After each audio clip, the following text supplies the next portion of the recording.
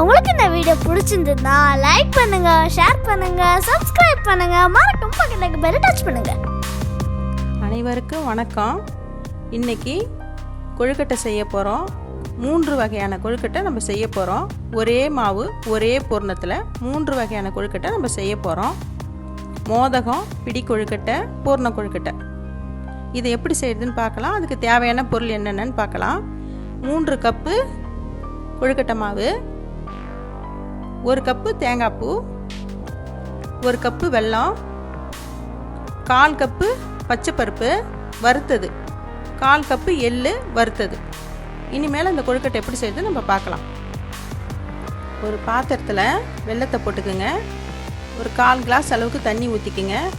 இது கரைஞ்ச உடனே, இந்த வெல்லம் கரைஞ்ச உடனே நம்ம வடிகட்டிக்கலாம். ஏன்னா அடியில் மண்ணெல்லாம் இருக்கும், அதனால் நம்ம வடிகட்டிக்க போகிறோம். கொதிக்கட்டும். கொதித்த வெல்லத்தை நம்ம வடிகட்டிக்கிறோம். அதை வேறு ஒரு கடாயில் மாற்றி இந்த மாதிரி கொதிக்க வச்சுக்கணும். இது கொஞ்சம் திக்காகட்டும்.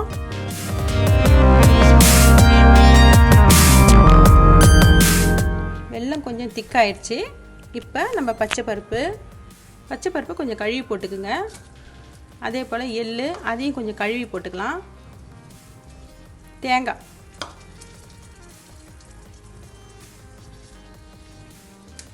கொஞ்சமாக ஏலக்காய் பொடி சேர்த்துக்குவோம். இதை போட்டு கொஞ்சம் பூர்ண அளவுக்கு பக்குவம் வர்ற அளவுக்கு நம்ம கொஞ்சம் திக்காக கிளறிக்கலாம்.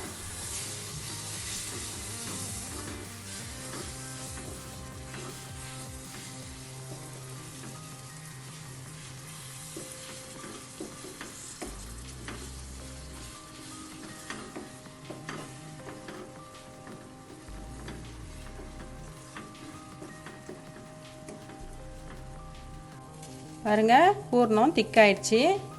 இதோடு நம்ம இதை இறக்கிக்குவோம். அடுத்ததாக அதே ஸ்டவ்வில் ஒரு பாத்திரத்தில் தண்ணியை கொதிக்க வச்சுக்குவோம். ஏன்னா இது கொழுக்கட்டை மாவில் நம்ம சேர்க்கணும். அதுக்காக நல்லா தண்ணியை கொதிக்க வச்சுக்குவோம். பாருங்கள், தண்ணி இந்த அளவுக்கு நல்லா கொதிக்கணும். அதுக்கப்புறம் நம்ம இடியாப்ப மாவில் சேர்த்துக்கலாம். இப்போ பாருங்கள், கொழுக்கட்டை மாவில் கொஞ்சமாக உப்பு சேர்த்துக்கணும். நல்லா கிளறி விட்டுக்கணும். அதுக்கப்புறமா இந்த கொதிக்க வச்ச தண்ணியை கொஞ்சம் கொஞ்சமாக ஊற்றணும்.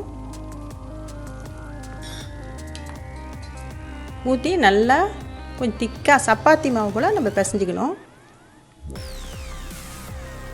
பத்தல்லாம் கொஞ்சம் ஊற்றிக்கிங்க.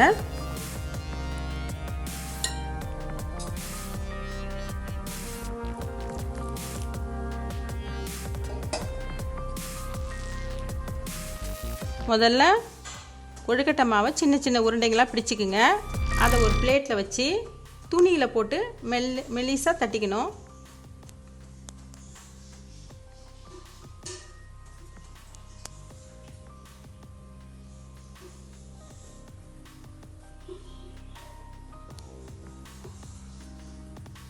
அதுக்குள்ளே பூரணத்தை வச்சுக்கணும்.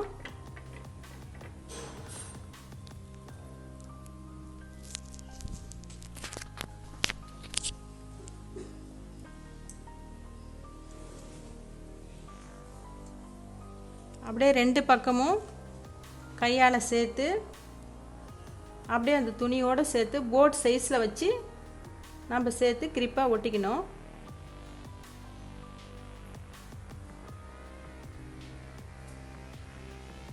எடுத்தோம்னா அழகாக கொழுக்கட்டை வந்துடும். இந்த மாதிரி ஒன்று ஒன்றா நம்ம செய்து வச்சுக்கணும்.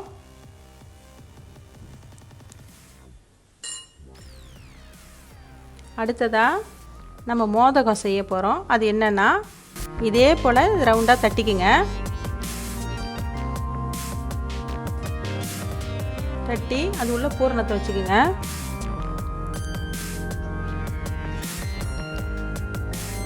நல்லா க்ளோஸ் பண்ணி அதை உருண்டை மாதிரி பண்ணிக்கோங்க.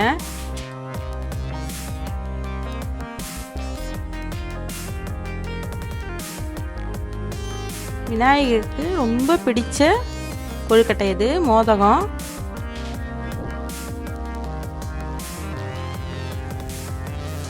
பிள்ளையாரை பிடிக்கிறவங்களாம் இந்த மாதிரி கண்டிப்பாக மோதகம் செய்து வச்சு படைங்க.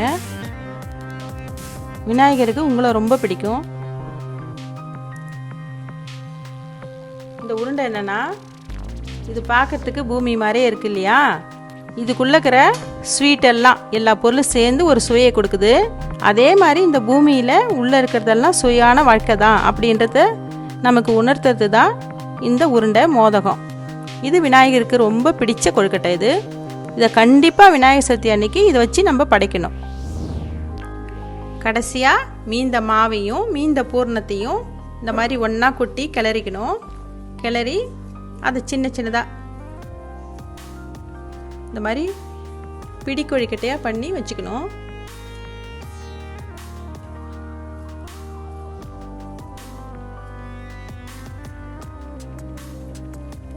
இதுதான் பிடி கொழுக்கட்டை. அடுப்பில் இட்லி பாத்திரத்தை வச்சுக்கோங்க. இந்த பாருங்கள் நல்லா கொதித்து ஆவி வருது.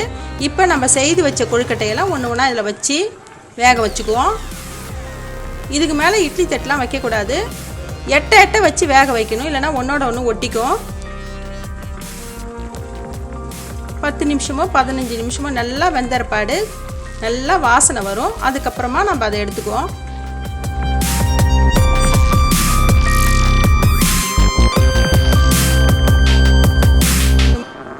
நல்லா மூடி வேக வச்சுக்குவோம். பாருங்க, ஒரே மாவில் ஒரே பூர்ணத்தில் 3 வகையான கொழுக்கட்டை நம்ம செய்துட்டோம். விநாயகருக்கு பிடிச்சமான மோதகம், பிடி கொழுக்கட்டை, பூர்ணம் வச்ச கொழுக்கட்டை. நீங்களும் விநாயகர் சதுர்த்திக்கு இந்த 3 வகை கொழுக்கட்டையை வச்சு படைங்க. மீண்டும் சுவையான, சுலபமான, ஆரோக்கியமான சமையலோடு உங்களை நான் சந்திக்கிறேன். நன்றி, வணக்கம்.